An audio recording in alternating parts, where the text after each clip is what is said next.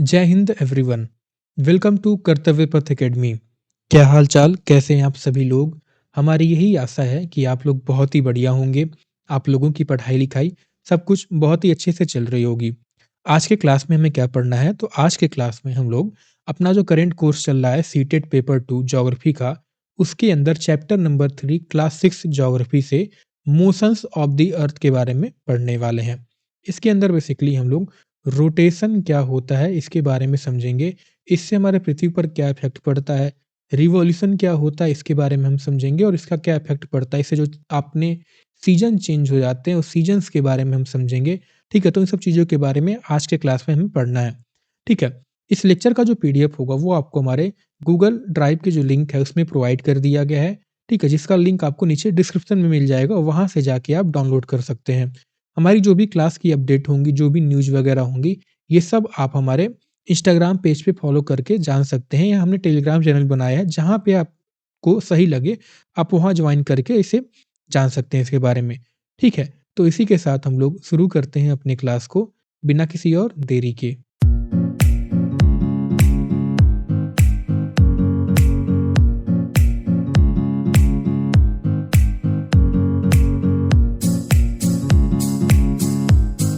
सबसे पहले तो देखिए, हम लोग ये समझते हैं कि मोशन का मतलब क्या होता है। मोशन मतलब क्या है कि जब कोई चीज़ जो हो आपकी मूव करती है, उनके अंदर जब मूवमेंट देखा जाता है, तो आपका मोशन है। ठीक है? हम साइंटिफिक वाली मोशन की बात नहीं कर रहे, सिंपल भाषा में मतलब ये मूवमेंट हो गया। जब कुछ चीज़ आगे-पीछे हो या कहीं इधर-उधर उसका अंदर हिले, तो आपका मोशन कहलाता है। अब हमारा जो अर्थ है, हमारी जो पृथ्वी है, वो उसके अंदर कुछ मोशंस देखे जाते हैं। वो मोशंस बेसिकली 2 तरह के होते हैं। ठीक है? कौन-कौन से 2 तरह के वो मोशंस होते हैं। पहला जो मोशन होता है, वो कहलाता है आपका रोटेशन, ठीक है? और जो आपका सेकंड मोशन होता है, वो कहलाता है आपका रिवॉल्यूशन, ठीक है? पहले तो हम इनका मतलब समझने का प्रयास करते हैं, उसके बाद इनके द्वारा जो बदलाव आते हैं, इनका जो इफ़ेक्ट पड़ता है हमारे पृथ्वी पर, वो हम समझेंगे, ठीक है? रोटेशन मतलब क्या है? रोटेशन मतलब क्या है कि जब कोई चीज़ हो, वो अपने ही स्थान पर गोल-गोल घूमे, ठीक है? तो उसे हम रोटेशन कहते हैं, सिंपल मतलब ये हुआ। तो हमारी पृथ्वी जो है, वो हम जानते हैं वो अपने एक्सिस पे, मतलब एक्सिस क्या है? एक्सिस एक इमेजिनरी लाइन है जो हमने खींच रखी है, जिसको ये दर्शाने के लिए कि इसी के अराउंड जो है, इसी लाइन के अराउंड हमारी पृथ्वी जो है वो घूमती है। कैसे घूमती है? अब डायरेक्शन तो मालूम होना चाहिए ना, किस डायरेक्शन में घूमती है। अब हमने कहा कोई चीज़ घूम रही है, तो किसी तो डायरेक्शन में घूम रही होगी। तो हमारी जो पृथ्वी है, वो आपका वेस्ट से लेके ईस्ट के डायरेक्शन में क्या है? रोटेट करती है, घूमती है। ठीक है? तो ये कहलाता है आपका रोटेशन। अब सेकंड मोशन की हम बात करें, रिवॉल्यूशन, तो रिवॉल्यूशन क्या होता है? जब कोई चीज़ जो हो वो किसी एक सर्कल में क्या हो, एक पाथ में क्या हो, घूमे तो गोल-गोल घूमे, मूवमेंट करे, तो उसे हम रिवॉल्यूशन कहते हैं। जैसे अगर ये गेंद हो गई, तो ये गेंद को मैंने क्या किया, या पृथ्वी मान लीजिए हमारी हो गई। पृथ्वी जब क्या हो किसी ऑर्बिट के अराउंड, हमारे जानते हैं ये क्या है, एक पाथ पे घूमती है। तो ये जो आपका पूरा मोशन होता है, मान लीजिए कब एक जगह पहले टाइम यहाँ पे थी पृथ्वी, फिर यहाँ पे आई, फिर यहाँ पे आई, फिर यहाँ पे आई। तो ये जो मोशन आपका हो रहा है, इसे हम कहते हैं रिवॉल्यूशन।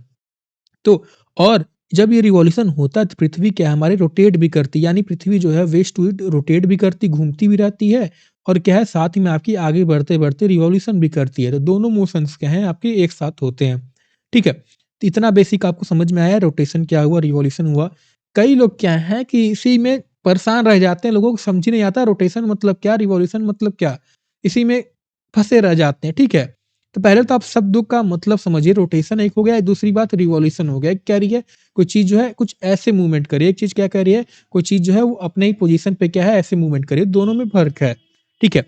अब इससे क्या है, इससे बहुत सारे फिनोमेना ऑब्ज़र्व किए जाते हैं। रोटेशन सबसे ज़्यादा मोस्ट इम्पोर्टेंट जो फिनोमेना ऑब्ज़र्व किया जाता है, वो होता है आपकी जो दिन और रात होती है, डे एंड नाइट का जो फिनोमेना होता है, वो आपकी इस रोटेशन की वजह से होती है।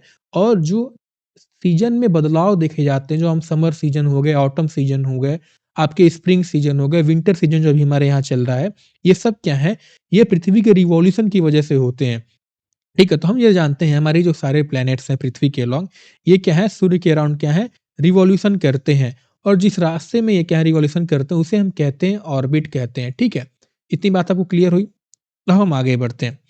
तो आप देख सकते हैं यहाँ पे क्या है, ये आपकी बेसिकली ये क्या कहलाती है, ये मूवमेंट जो हो रहा है, ये आपका रोटेशन कहलाती है, ठीक है? रोटेशन क्या है?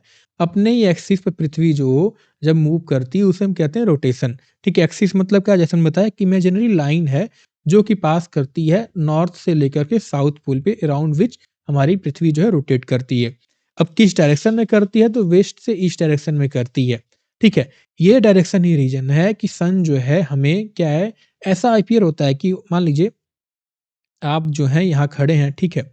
अब आप पृथ्वी क्या है, आपकी पृथ्वी इधर वेस्ट टू ईस्ट रोटेट कर रही है, इस पृथ्वी के साथ आप भी रोटेट कर रहे हैं, लेकिन सन जो है, सन तो यही है भैया। तो आपको क्या लगता है कि ये जो है आप इधर मूव किए जा रहे हैं, ठीक है?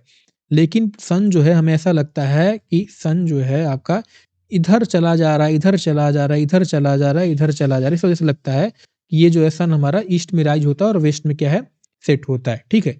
यानी अगर ये आपका फ्लैट सरफेस हो गया, आप यहाँ खड़े हो, तो मैं पृथ्वी क्या है, इधर मूव कर रही है। सन क्या है आपका यहीं है, तो पृथ्वी क्या है ऐसे मूव करती जाएगी, सन पोजीशन आपका यहीं रहेगा, तो क्या होगा, सन आपका इधर आता जाएगा, इधर आता जाएगा, ये आपकी आगे बढ़ती जाएगी। तो इस वजह से हमें लगता है कि सन जो है आपका ईस्ट में राइज करता है और वेस्ट में सेट करता है, ठीक है? तो रोटेशन आप याद रखिएगा, वेस्ट टू ईस्ट रोटेशन इनका होता है, ठीक है? ये आप देख सकते हैं, यहाँ पे इमेज में भी आपको दिख रहा है, ठीक है? अब हम आगे बढ़ें तो देखिए ये जो एक्सिस आपका होता है जिस इमेजिनरी लाइन की हम बात कर रहे थे, ये आपकी सीधी नहीं होती है। क्यों? क्योंकि हमारी पृथ्वी जो है वो सीधी रोटेट नहीं करती, यानी ऐसे नहीं घूमती, बल्कि पृथ्वी जो है हमारी कुछ ऐसे इसका मूवमेंट होता है, ठीक है? ये क्या है, तो टेढ़ी मूवमेंट होता है, जैसे आप यहाँ देख सकते हैं, ये देख रहे हैं आप इसमें, पृथ्वी हमारी कुछ ऐसी घूमती है, थोड़ी सी टेढ़ी है, ठीक है? तो यानी axis is not vertical but it is tilted.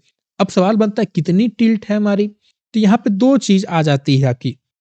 जैसे मान लीजिए ये आपका हो गया पृथ्वी का भाग हो गया, तो जब हम इस वर्टिकल लाइन से लेते हैं तो हम कहते हैं हमारी पृथ्वी जो है वो 23.5 डिग्री क्या है, टिल्ट है इस वर्टिकल प्लेन से, ठीक है? अब हमने बताया कि जब पृथ्वी जिस रास्ते में घूमती है उसे हम क्या कहते हैं, ऑर्बिट कहते हैं। तो ऑर्बिट के द्वारा जो ये प्लेन एक सीधा एक हॉरिजॉन्टल लाइन यहाँ पे अगर मैं बना दूं तो उसे हम कहते हैं ऑर्बिटल प्लेन कहते हैं, ठीक है? The plane formed by the earth orbit around the sun is called orbital plane. तो जब हम ऑर्बिट प्लेन के कंपैरिजन में आपसे पूछें कि हमारी पृथ्वी कितनी टिल्ट है, तो हम उसे कहते हैं 66.5 डिग्री विद ऑर्बिटल प्लेन। लेकिन नॉर्मल तौर पर या वर्टिकली आपसे पूछा जाए, नॉर्मली आपसे पूछे जब ऑर्बिटल प्लेन शब्द आपका न मेंशन हो, तो हम कहते हैं कि 23.5 डिग्री क्या है, टिल्ट है, ठीक है? सिंपल से 23 डिग्री, आप उसमें से आप 90 में अगर टोटल हुआ, 23 इधर हो गया, 66 आपका इधर हो गया। हम इसके कंपैरिजन में 66 कह रहे हैं, ठीक है? और हम यहाँ पे इसके कंपैरिजन में 23 कह रहे हैं। सिंपल सी बात आपकी ये है। तो यहाँ पे सवाल पूछता है और इसी पे लोग कन्फ्यूज़ हो जाते हैं। जब ऑर्बिटल, बस आपको ध्यान देना है, अगर वहाँ पे ऑर्बिटल प्लेन आपका शब्द जुड़ा है, तो आप 66 पे सवाल क्या है, टिक करके आ जाएँगे, इसमें कोई सोचने वाली बात नहीं है। ऑलराइट, अब मैं आपसे पूछूँ कि आप मुझसे यही पूछिए कि हमने बता दिया आपको कि पृथ्वी जो रोटेट कर रही है, ठीक है, डायरेक्शन भी बता दिया, लेकिन अब इसको एक चक्कर लगाने में, जैसे ये पॉइंट है आपका, इस पॉइंट को फिर इसी स्थान पे आने पूरी पृथ्वी को घूम के कितना समय लगता है, क्या ड्यूरेशन होता है? तो हमारी जो पृथ्वी है उसको लगभग 24 घंटे, टू बी प्रिसाइज़ और कहा जाए तो 23 घंटे 56 मिनट 4 सेकंड लगते हैं, एक फुल रोटेशन जो है अपने अक्षांश पर, अपने एक्सिस पर कंप्लीट करने में, ठीक है? इस पीरियड ऑफ रोटेशन को, जो आपका पूरा ये एक 24 घंटे वाला रोटेशन होता है, इसे हम या तो 1 दिन कहते हैं या तो सिंपली इसे अर्थ डे कहा जाता है, ठीक है? ये नाम आप याद रखिएगा, इस पे आपका क्वेश्चन पूछा हुआ है सीटेट एग्जाम में पहले, ठीक है? एंड जो रोटेशन होता है is known as daily motion of the अर्थ, ठीक है? तो रोटेशन को हम क्या कहते हैं? डेली मोशंस ऑफ द अर्थ भी कहा जाता है इसे। और जब कितना टाइम लगता है, तो मैं कहूँ 24 आवर टू प्रिसाइज़ अगर कहें, तो 23 घंटा 56 मिनट 4 सेकंड लगता है कंप्लीट होने में, और इसे हम क्या कहते हैं, 1 दिन कहते हैं या सिंपली आपका अर्थ डे कहा जाता है, ठीक है? अब हम समझते हैं डे एंड नाइट का फिनोमेना पर कैसे होता है। तो ज़ाहिर-सी बात है, अर्थ जो है, हम इतना पता है, ये हमने सोलर सिस्टम में देखा था कि सारे प्लैनेट अर्थ के अलोंग उसको जो हीट एंड लाइट मिलती है वो क्या आपके सूर्य से मिलती है। अब हमारी पृथ्वी जो है, ये हमने देखा था अपने फर्स्ट चैप्टर में, इसका शेप जो है फ्लैट है नहीं, ठीक है? इसका शेप जो है आपका स्फेरिकल शेप है, ठीक है? कुछ इस तरीके की हमारी पृथ्वी है, ठीक है? यानी एक टाइम पे अगर हमारा सूर्य आपका इधर हो गया, 1 मिनट में, अगर हमारा मान लीजिए ये आपका सन हुआ, राइट? ये हमारी पृथ्वी हो गई। तो एक समय पर केवल आपका यही वाला हिस्सा जो होगा, इधर ही क्या होगी, आपकी लाइट पहुँचेगी। पीछे वाला हिस्सा जो होगा ये पूरा क्या होगा आपका ब्लैक रहेगा, पूरा यहाँ पे क्या कह लीजिए आपका एक मिनट, ये जो पूरा हिस्सा होगा ये आपका पूरा अंधेरा होगा, ठीक है? तो जब आपके पृथ्वी का ये भाग सूर्य की तरफ रहता है तो हम इधर कहते हैं कि यहाँ पे जो है भैया डे है और इधर क्या कहते हैं हम इसे नाइट कहते हैं, ठीक है? तो सब फोर्स ठीक है, तो वही यहाँ पर लिखा हुआ अभी आपका है कि the portion facing the sun experience day and the portion away from the sun experience night, ठीक है? So as the earth rotate continuously places move from daylight into darkness and from darkness into daylight, ठीक है? Simple सा यहाँ पे लिखा हुआ है this regular alternation causes day and night. तो आपको दिन रात क्यों होता है ये बात समझ में आई, ठीक है? आई होप आपको समझ में आई होगी। अब होता क्या है, अगर ये हमारी पृथ्वी है, मैं क्या कह रहा हूँ कि ये वाला हिस्सा जो है आपका इधर सूर्य की किरण पड़ रही है तो इधर दिन है। अब ये वाला हिस्सा जो है, ये वाला आपका यहाँ क्या हो रही है नाइट है क्योंकि लाइट नहीं पड़ रही सूर्य का। कोई तो आपका ऐसा पॉइंट होगा जहाँ से ये क्या होगी दिन और रात वाली जो रेखा होगी या सर्कल होगी, ये डिवाइड कर रही होगी। तो इस लाइन को, इस रेखा को हम अगर कहते हैं, क्या कहते हैं? सर्कल ऑफ इल्यूमिनेशन कहते हैं। यानी the imaginary circle that divide the day from night from on the globe is called circle of illumination, ठीक है? अब ये जरूरी नहीं कि पोजीशन आपका यहीं पे बना रहा है, ठीक है? इज ये जो पोजीशन है it is always changing its position due to earth rotation and जो आपकी एक्सिस होती है इसके साथ कोइंसाइड नहीं करता है, ठीक है? जाहिर सी बात है कोइंसाइड नहीं करेगा क्योंकि पृथ्वी हमारी झुकी है ना, तो सन की रेज क्या है आपकी इधर पड़ेंगी, ठीक है? तो ऐसे क्या होगा, ठीक है? सन की रेज तो इतनी ही पड़ेंगी ना, एक्सिस के अकॉर्डिंग नहीं पड़ेंगे, तो ये क्या है कोइंसाइड नहीं करते हैं कभी भी। तो अगर मैं रोटेशन की इंपॉर्टेंस की बात करूं तो पहला तो आपका यही मोस्ट इंपॉर्टेंट है कि जो दिन और रात का फिनोमिना होता है वो रोटेशन के कारण होता है, ठीक है? ये जो आपका होते फिनोमिना है रोटेशन, इससे क्या होती है आपकी हीट डिस्ट्रीब्यूट करने में क्या है मदद करती है। अन्यथा क्या होता अगर हमारी सन है, अगर यही भाग हमारी पृथ्वी रोटेट नहीं करती तो क्या होता इस भाग पे हमेशा लाइट पड़ता रहता है, ये भाग पूरा अंधेरा तो होता क्या यहाँ पे बहुत ज्यादा आपकी क्या होती गर्मी होती और ये पूरा क्या होता बहुत ज्यादा यहाँ ठंडी पड़ रही होती, ठीक है? तो ये क्या है जो टेम्परेचर चेंजेस होते हैं इसको रेगुलेट करने में मदद करता है, जो हमारी लाइफ है पृथ्वी पर पॉसिबल बनाती है बाय प्रिवेंटिंग, ना ही ज्यादा गर्म होने देती है और ना ही ठंडा होने देती है, ठीक है? और साथ में it helps in calculation of local time को कैलकुलेट करने में कैसे मदद कर रही है। तो ये हमने सोलर सिस्टम माफ करिएगा अपना सेकंड जो चैप्टर था उसके अंदर पढ़ा था, ठीक है? तो आखिर अब सवाल यहाँ पे बनता है कि आखिर क्या होता जब हमारी पृथ्वी क्या हो रोटेट नहीं करती? तो ज़ाहिर सी बात है अगर हमारी पृथ्वी रोटेट नहीं करती, जो मैंने बताया कि जो साइड फेस कर रहा होता, वहाँ पे कंटिन्यूअस दिन होता और बहुत ज़्यादा गर्मी होती और एक जगह परमानेंट नाइट और फ्रीजिंग कोल्ड होता, ठीक है? तो आपकी लाइफ जो थी वहाँ पॉसिबल नहीं हो पाती, ठीक है? सिंपल से आपकी ये हो गई। ये पॉइंट आपको याद रखना है, इस पे आपका क्वेश्चन पूछा हुआ है। चांस बनते हैं क्योंकि सीटेट में देखिए, सवाल तो आपके वही पूछते हैं, बस इधर-उधर घुमा के पूछ देता है, ठीक है? तो सवाल हो सकता है फिर आपका पूछ ले, तो अगर आपका कॉन्सेप्ट क्लियर है तो आप कैसे भी सवाल पूछ ले, आपको कोई दिक्कत नहीं आएगी। तो की पॉइंट्स रिमेंबर क्या है? रोटेशन क्या है? Rotation is spinning of earth on its axis. Direction क्या हुआ? वेस्ट टू ईस्ट हो गया। कितना समय लगता है? 24 घंटा टू प्रिसाइज़ 23 घंटा 56 मिनट आपका हो जाता है, ठीक है? कॉजेज़ क्या हो गया? डे एंड नाइट हो गया, ठीक है? और एसेंशियल क्या? Essential for life, temperature balance and time calculation. अब हम रिवॉल्यूशन समझते हैं। रिवॉल्यूशन मैंने बताया, ये क्या है? Movement of earth around the sun in a fixed path जिसे हम ऑर्बिट कहते हैं, ठीक है? So while rotating on its axis पृथ्वी जो है साथ में रिवॉल्व भी करती है। यानी अगर ये आपकी क्या हुई, अगर ये पृथ्वी आगे बढ़ती जा रही है, ये आगे बढ़ती जा रही है इस पाथ पे, एक पोजीशन पे यहाँ है, तो साथ में क्या है ये रोटेट भी कर रही है, रोटेट भी कर रही है, रोटेट भी कर रही है, रोटेट भी कर रही है, ठीक है? ये मैं बार-बार रिपीट कर रहा हूँ क्योंकि आपके दिमाग में बैठ जाए बढ़िया से, ठीक है? सो हमारी पृथ्वी जो है it revolves around the sun in an elliptical orbit, ठीक है? यानी जो पृथ्वी है वो सन के अराउंड एक परफेक्ट सर्कल जिसका ऑर्बिट होता है, जो पाथ होता है, एक परफेक्ट सर्कल नहीं होता है, बल्कि क्या है एलिप्टिकल ऑर्बिट होता है, ठीक? कुछ इस तरीके का होता है, ठीक है? एक परफेक्ट सर्कल नहीं होता, ये भी आपको ध्यान देना, सवाल पूछ सकता है कि अर्थ का पाथ जो है वो किस तरीके का है, ऑर्बिट जो है वो एलिप्टिकल है या सर्कल है, ठीक है? अब रिवॉल्यूशन की हम बात करें कि रिवॉल्यूशन एक कंप्लीट करने में कितना समय लगता है, तो पृथ्वी जो है वो एक रिवॉल्यूशन कंप्लीट करने में इसे जो है 365 दिन क्या है लग जाते हैं, 365 बट 1/4 डेज लग जाते हैं टू कंप्लीट वन रिवॉल्यूशन या 365.25 डेज आपके लग जाते हैं अराउंड द सन, यानी 365 दिन इसे ऐसे कर लीजिए, या 6 घंटा लग जाते हैं इसे एक रिवॉल्यूशन कंप्लीट करने में। This period of revolution is called 1 year. इतना तो आपको पता होगा 1 साल कैसे कहा जाता है, ठीक है। सो हम आसान बनाने के लिए फॉर आवर कन्वीनियंस हम क्या करते हैं, we usually count year as having, हम केवल 365 दिन ही रखते हैं, और जो आपका ये एक चौथाई दिन है यानी 6 घंटा वाला जो है, इस एक्स्ट्रा को हम इग्नोर कर देते हैं। हम कहते हैं 1 साल में आपका इसी वजह से 365 दिन रखा जाता है। अब सवाल बनता है, ये 6 घंटा हम हर साल निकाले जा रहे हैं, छोड़े जा रहे हैं, इसको कहाँ ऐड किया जाता है? कहीं तो जा रहा होगा, ऐसा तो नहीं कि इसको बुरा नकार ही दिया जाता है।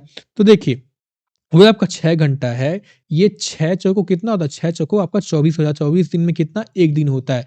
तो हर 4 साल क्या है, इसको ऐड कर करके इसे क्या है, फरवरी के महीने में क्या है, इसे जोड़ दिया जाता है, 1 दिन एक्स्ट्रा जोड़ दिया जाता है। यानी फरवरी जो है हर 4 साल बाद it making it 29 days instead of 28 दिन, यानी 29 दिन हो जाता है हर 4 साल बाद। इस साल को जिस दिन जब आपकी फरवरी 29 दिन की होती है, उसे हम क्या कहते हैं? आपका लीप ईयर कहा जाता है, ठीक है। सच ईयर है 366 days instead of the usual 365 and is called leap year, ठीक है। अब हम समझते हैं, जो हमने देखा कि हमारी पृथ्वी जो है अपनी 23 हाफ अक्षांश पे नॉर्मली झुकी है और ऑर्बिटल प्लेन से 66 हाफ पे झुकी हुई है डिग्री पे, उसके बारे में और उसका रिवॉल्यूशन पे क्या इफेक्ट पड़ता है वो समझते हैं। सो जैसे मैंने बताया, हमारी पृथ्वी जो झुकी हुई है, so an important point to note is that throughout its revolution, जो अर्थ का जो टिल्ट है वो एक ही डायरेक्शन में रहता है। यानी अगर ये इसका पाथ हो गया, अगर ये हमारी पृथ्वी का एक पोजीशन हुआ, ये दूसरा हो गया, ये तीसरा हो गया, ठीक है, ये चौथा हो गया, ये पांचवा हो गया, तो ये जो टिल्ट है ये इसी साइड रहता है, ठीक है, इसी साइड रहता है। ये क्या है, एक ही डायरेक्शन में रहता है। ऐसा नहीं कि यहाँ पे थी तो ऐसा हो गया, यहाँ पे थी ऐसे हो गया, ठीक है, ऐसा नहीं होता है। क्या है, tilted in the same direction में रहता है, ठीक है। इस वजह से क्या होता है, यही टिल्ट जो है it is a main reason कि हमारे धरती पर जो है सीज़न्स, डिफरेंट सीज़न देखे जाते हैं, ठीक है। चेंज ऑफ सीज़न के बारे में अगर मैं बात करूँ, तो हमारी जो है पृथ्वी के ऊपर ईयर को 1 साल में 4 सीज़न मेनली आते हैं। Summer season, winter season, spring season और ऑटम सीज़न, ठीक है। ये चेंज ऑफ सीजन जो है it occurs due to revolution of the earth and tilt of the earth axis, ठीक है। So as earth move around the sun, different part of what earth receive different amount of sunlight at different times of year. तो इसको हम समझते हैं, चारों season कब कब होते हैं। पहला कहलाता है समर सोलिस्टिस। अगर ये देख लीजिए, जैसा कि आप इस इमेज में देख सकते हैं, ये क्या हमारी पृथ्वी है, ठीक है। इसमें 4 पोजीशन दर्शाया गया है। हम पहले बात करते हैं पहले पोजीशन, जब हमारे सन के पर्सपेक्टिव से हमारी पृथ्वी का पोजीशन जब यहाँ हो। अब क्या है, पृथ्वी हमारी ऐसे झुकी हुई है, राइट। तो होता क्या है, समर सोलिस्टिस जो कि आपका 21 जून को पड़ता है। अब आप मुझे बताइए, अगर ये आपकी पृथ्वी है, ठीक है, ये हमारा सन है, तो ए पॉइंट पे और बी पॉइंट में से कौन सा सन के ज़्यादा नज़दीक होगा? तो ज़ाहिर-सी बात है, ए पॉइंट क्या होगा, ज़्यादा नज़दीक होगा, क्योंकि ज़्यादा झुका हुआ है, बी के कंपैरिज़न बी थोड़ा दूर होगा, ठीक है। तो आप मुझे बताइए, सन की रोशनी, सन की जो गर्मी है, वो ए पॉइंट पे ज़्यादा पहुँचेगी कि बी पॉइंट पे ज़्यादा पहुँचेगी? ठीक है, आप खुद सोचिए और मुझे बताइए। ठीक है, तो क्या होगा, ए पॉइंट पे जो होगी सन की हीट, सन की लाइट ज़्यादा पहुँचेगी, राइट? तो इस वजह से क्या होता है, और लास्ट क्लास में हमने पढ़ा था, हमारी पृथ्वी इक्वेटर के बारे में पढ़ा था। इक्वेटर क्या है, उसको 2 पार्ट में डिवाइड करती है। ऊपर भाग को हम क्या करते हैं, नॉर्थ हेमिस्फीयर कहा गया था। निचली भाग को साउथर्न हेमिस्फीयर कहा गया था।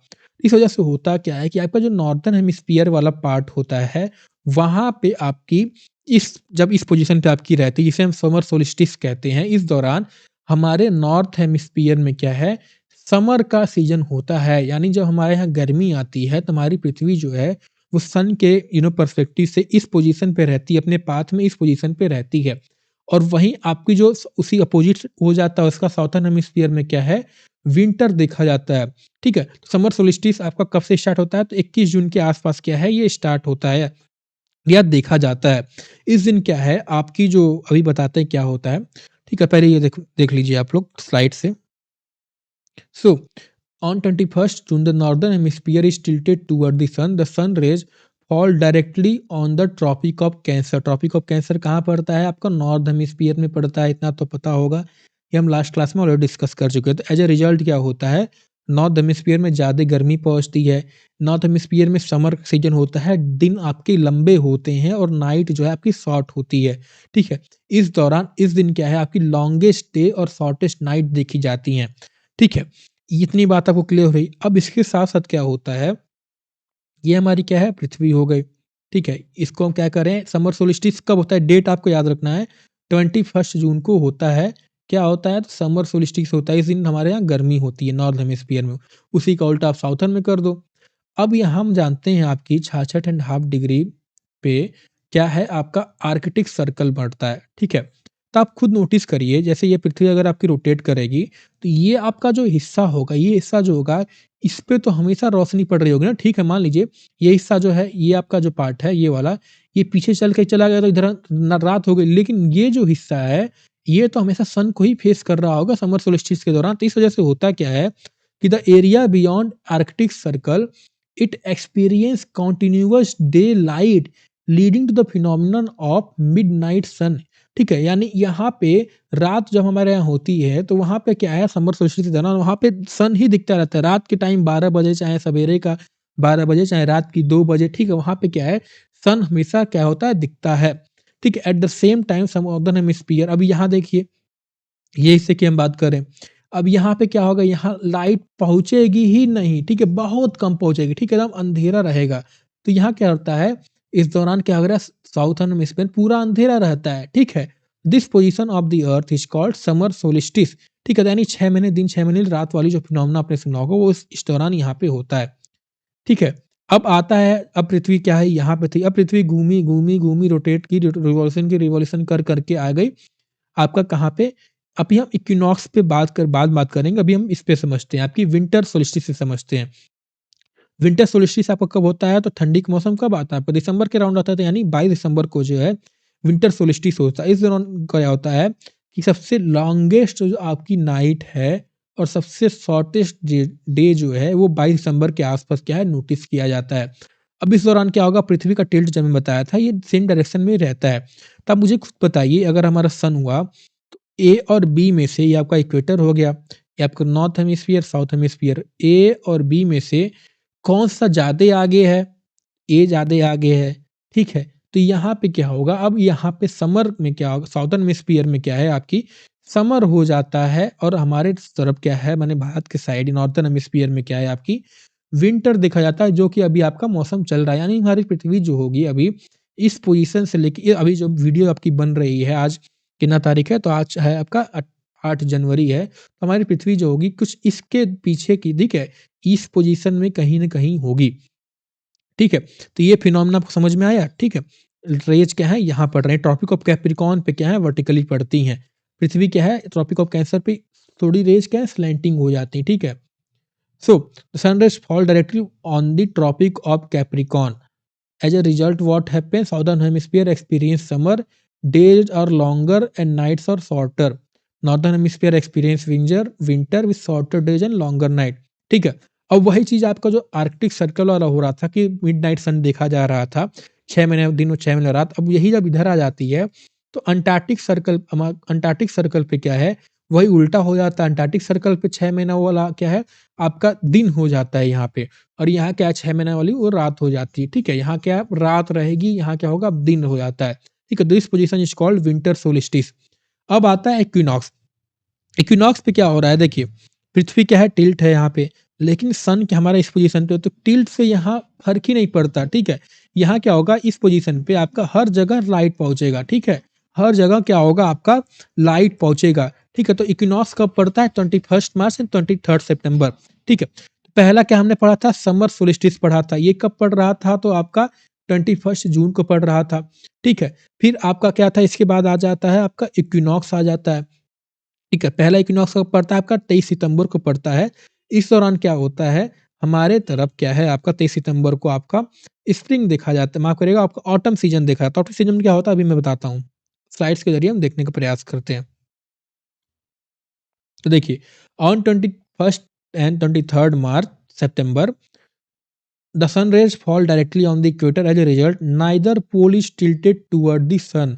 The whole earth experience equal day and night यानी 12 घंटा दिन 12 घंटा रात यहाँ पे देखा जाता है. This condition is called equinox, ठीक है। तो 21 मार्च को क्या होता है, हमारे तरफ क्या है जो आपका सीजन होता है वो कहलाता है स्प्रिंग सीजन, जिसे वसंत ऋतु हिंदी में कहा जाता है, ठीक है, इन द नॉर्दर्न हेमिस्फीयर, और आपका साउदर्न हेमिस्फीयर में ऑटम हो जाता है। जो हम नॉर्दर्न, एक याद करने का तरीका क्या है, आप एक नॉर्दर्न हेमिस्फीयर का सब चीजें पढ़ लो, उसका अपोजिट आप सीधे साउदर्न में अप्लाई कर दो, ठीक है, उसकी याद करने की जरूरत ही नहीं पड़ेगी। और वहीं 23 सितंबर को क्या है, हमारे तरफ क्या है ऑटम सीजन देखने को पड़ता है, ठीक है। तो पहला डेट क्या था आपका, 21 जून था, ठीक है। सेकंड डेट क्या था आपका, 23 सितंबर था। थर्ड डेट क्या था, तो आपका 22 दिसंबर था या 21 दिसंबर हो गया। और फोर्थ डेट क्या हो गया आपका, 21 मार्च हो गया। तो 21, 23, 22, 21 कैसे याद करना है, 21 जून, 23 सितंबर, 22 दिसंबर, 21 मार्च। तो 21 जून को क्या होता है, समर सोल्स्टिस होता है, अर्थ हमारी कहाँ होती है, तो इस पोजीशन पे होती है। 23 आपका क्या होता है, उसके जून के बाद क्या आता है, सितंबर। सितंबर 23 सितंबर क्या होगा, अर्थ हमारी यहाँ रहती है, हमारे यहाँ क्या सब सीजन पड़ता है, तो हमारे यहाँ ऑटम सीजन पड़ता है। फिर आता है आपका 22 दिसंबर, विंटर सीजन। फिर आता है आपका क्या, 21 मार्च, 21 मार्च यानी आपकी स्प्रिंग सीजन यानी वसंत ऋतु आ जाती है, ठीक है। तो ऐसे याद करिए, या तो आप स्टार्टिंग से जनवरी से याद करिए, ठीक है। पहला 21 मार्च स्प्रिंग, फिर आपका समर, ठीक है, फिर आपका ऑटम, और फिर आपका विंटर, ठीक है। SSAW, ठीक है। SS सॉ आप याद कर लीजिए, SSAW या एस सॉक याद कर लीजिए, जो भी आपको याद करने का तरीका हो। ये कब पड़ रहा था, 21 मार्च को स्प्रिंग पड़ रहा है। ये कब पड़ रहा है आपका, 21 जून को पड़ रहा है। ऑटम कब पड़ रहा है, तो आपका 23 सितंबर को पड़ रहा है। और विंटर कब पड़ा है आपका, 22 दिसंबर को पड़ा है, ठीक है। ये डेट आपको याद रखना है, ठीक है। बाकी और चीजें तो आपको याद हो जाएगी। तो मिडनाइट सन जैसे फिनोमेनन बताया है कि क्या है, इस एक टाइम ऐसा आता है क्या, due to earth tilt at high latitude, sun में रिमेन एबव और below the horizon for days, week और even month. so when the sun does not set during the summer, this phenomena is called midnight sun, जिसे polar day भी कहा जाता है। ये थोड़ा एक्स्ट्रा इन्फॉर्मेशन मैंने सोचा आपको बता दूं। Set the Arctic Circle on 21 June, sun remain above the horizon toward north pole, this period increases, reaching 6 month of sorry 6 month of continuous day, ठीक है। so when the sun never rises for extended, अब जब sun rise हो रहा है तो उसे हम क्या कह रहे हैं, मिडनाइट सन कह रहे हैं। तो अब जैसे इधर आपको मान लीजिए, आप हमारी पृथ्वी हो गई, यहाँ पे सन का पोजीशन हो गया, यहाँ पे हम कह रहे हैं मिडनाइट सन, यहाँ पे क्या है आपकी रात रह रही, तो इसे हम क्या कहते हैं, इसे हम कहते हैं पोलर नाइट कहते हैं, ठीक है। At the pole the sun rises and sets only once a year, making 6 month of daylight and 6 month of darkness, ठीक है। अब एक और कॉन्सेप्ट आता है आपका फेरिलियन, और आपका आ जाता है एपिलियन। पेरिलियन बेसिकली वो पोजीशन होता है जब हमारी पृथ्वी और सन के बीच का जो डिस्टेंस होता है सबसे नजदीक होता है उसके पूरे ऑर्बिट, उसके पाथ में, तो उस पोजीशन को क्या कहते हैं, पेरिलियन कहते हैं। और जब सबसे दूर होता है, पेरिलियन से आप याद कर सकते हो, पेरिलियन हो गया, पेरिलियन मतलब पास हो गया, अपीलियन मतलब अपार, अपार दूर, बहुत दूर है, ठीक है। तो एपिलियन जब सबसे ज्यादा डिस्टेंस हो, पेरिलियन मतलब सबसे नजदीक डिस्टेंस हो, ठीक है। कितना डिस्टेंस है, तो एक बार उतनी हमें ध्यान देने की आवश्यकता नहीं है, ठीक है। तो क्योंकि ऐसा क्यों होता है, क्योंकि एलिप्टिकल पाथ है ना, मैंने बताया था, ये सर्कल पाथ होता तो ऐसा कुछ नहीं होता, ठीक है। हर जगह क्या होता है, सेम डिस्टेंस होता है, डायमीटर हम जानते हैं, रेडियस सेम होता है आपका। लेकिन एलिप्टिकल पाथ है तो इसका रेडियस वगैरह जो है सेम नहीं रहता है, ठीक है। इधर रेडियस, तो इस वजह ये कारण है आपका, ठीक है। पेरिलियम मतलब क्लोजेस्ट टू द सन, ये आपका जनवरी में पड़ता है, 3 जनवरी को, 2 वीक्स आफ्टर दिसंबर सोलिस्टिस, ठीक है। और एपिलियन आपका कब है, आपका पड़ता है 4 जुलाई को पड़ता है, 2 हफ्ते बाद आफ्टर जून सोलिस्टिस, ठीक है। तो 22 दिसंबर के बाद 3 जनवरी को आपका पेरिलियन देखा जाता है। और 21 आपका क्या है, जून के बाद आपका 4 जुलाई को क्या है, ये देखा जाता है, ठीक है।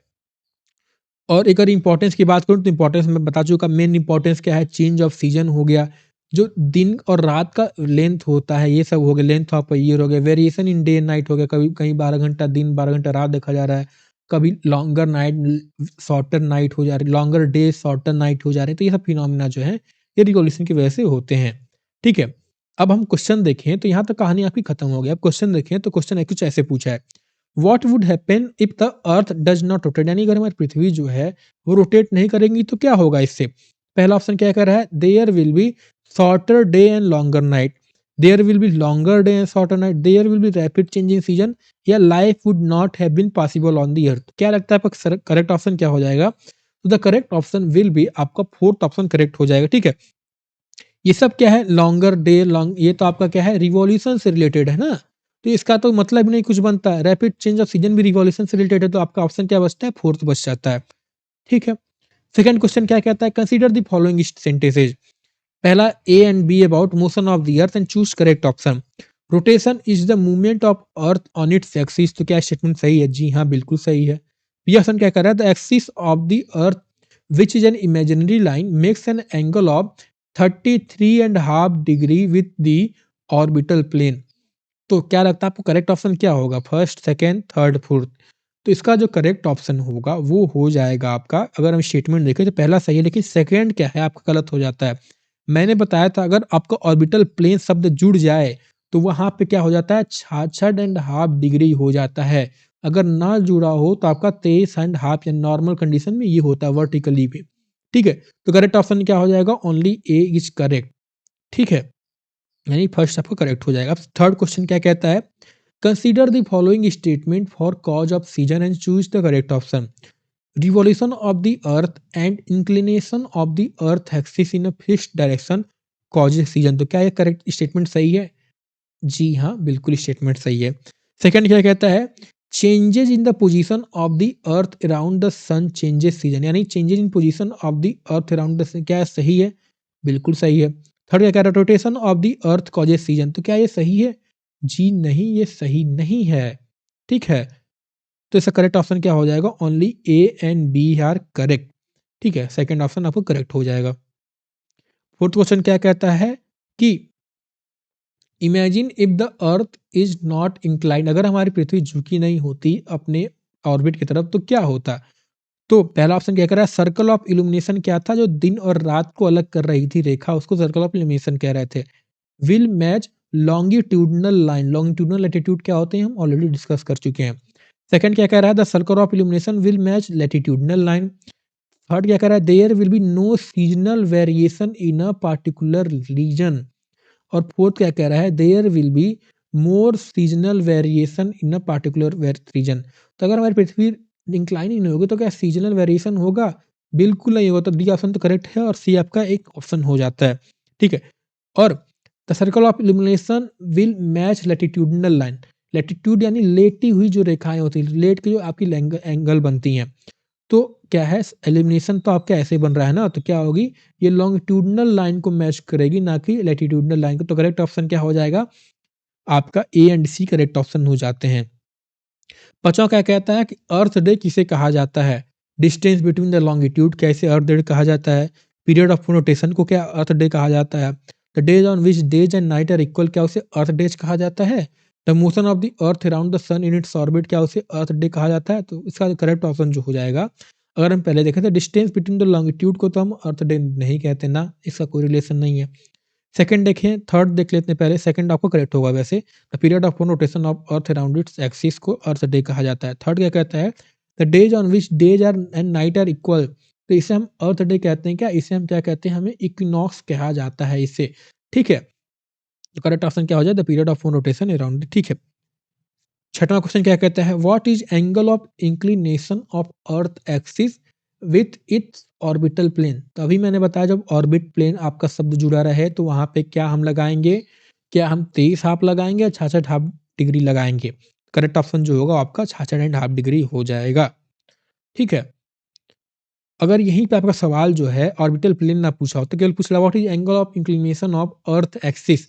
ठीक है, तो आप क्या लगाते, आप 23.5 डिग्री लगाते या वर्टिकल या विथ नॉर्मल पूछ लेता, कोई सब लगाता। अगर ऑर्बिटल प्लेन नहीं जुड़ा है तो आपका करेक्ट ऑप्शन क्या हो जाएगा, 23.5 हो जाता।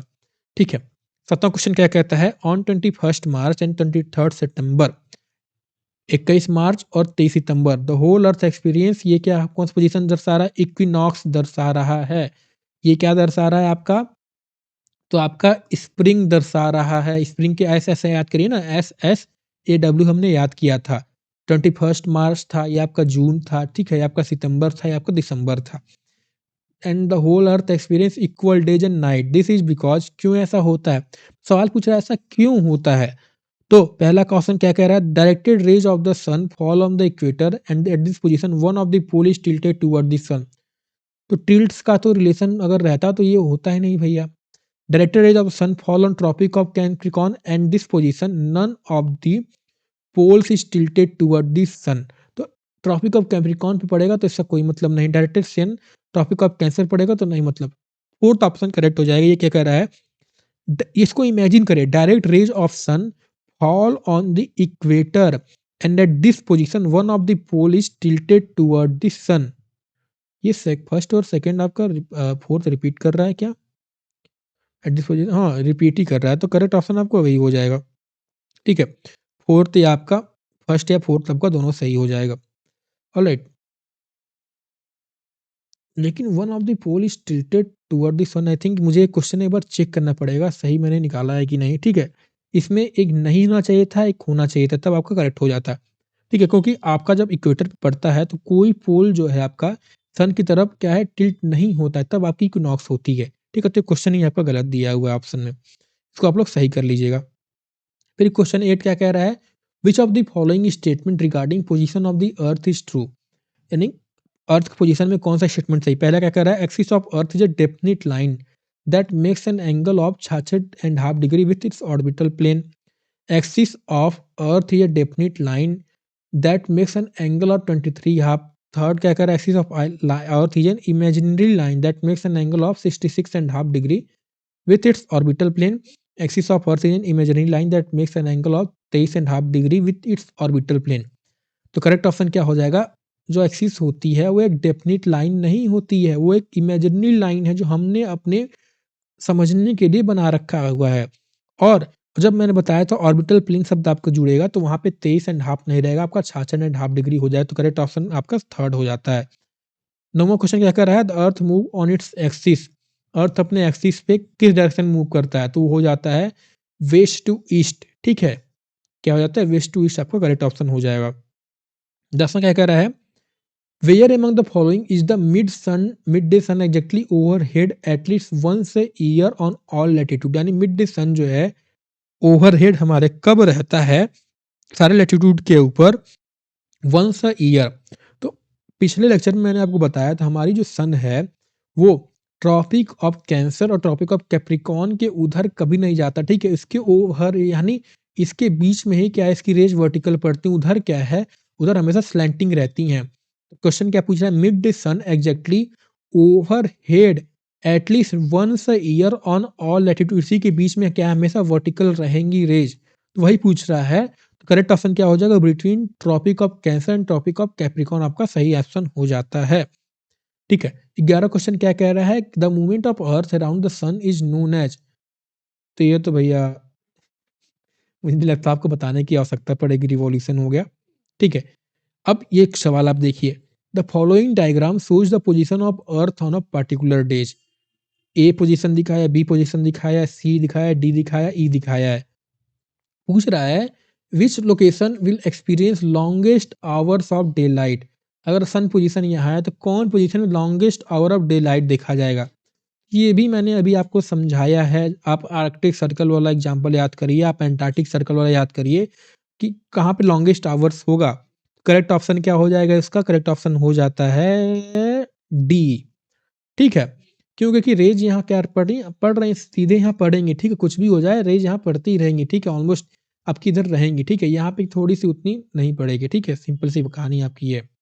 तो आई थिंक आज के लिए बस इतना ही, मिलते हैं आपको अगले क्लास में। अगले क्लास में जो है हम अपना मैप्स का जो चैप्टर नंबर 4 उसके बारे में पढ़ेंगे। जय हिंद।